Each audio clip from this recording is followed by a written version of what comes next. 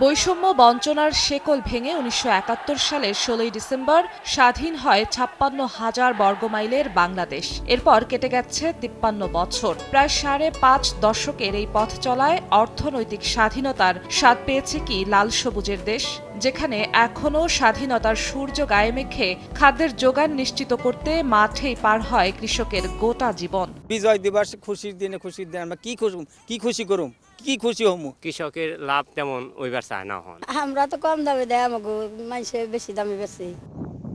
কৃষকের এসব পাওয়া না পাওয়ার গল্পের মাঝে না পাওয়ার পাল্লাটাই বেশ খানিকটা ভারী।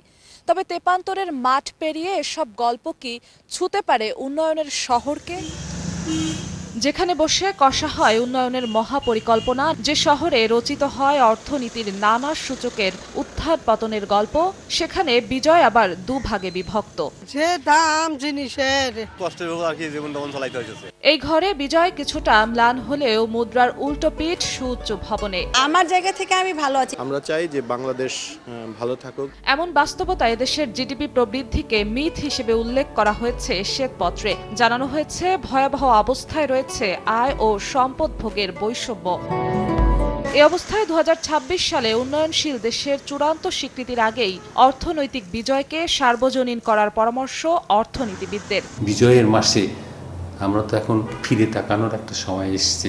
বিগত ৫৩ বছরে আমরা কোথায় ভুল ভ্রান্তিগুলো করেছি, এর চেয়ে বেশি কেন এগোতে পারিনি। মূল্যস্ফীতিটাকে ২ বছর ধরে আমরা চেষ্টা করে এটাকে আমরা কমাতে পারছি না। এটাই তো মূল লক্ষ্য ছিল, যে সাধারণ মানুষ একটা সুখে জীবনযাপন করতে পারবে। সেটা করতে কতটুকু সক্ষম হয়েছে, এটি তো আমার বড় প্রশ্ন। আমার মনে হয় আজকে আমাদের সবার মনে আসা উচিত। দুর্নীতি কমানো, আমরা সংস্কার করতে না পারার যে আমাদের ব্যর্থতা, এইটা থেকে বের হয়ে আসতে হবে এবং আমাদের বৈষম্য কমাতে হবে।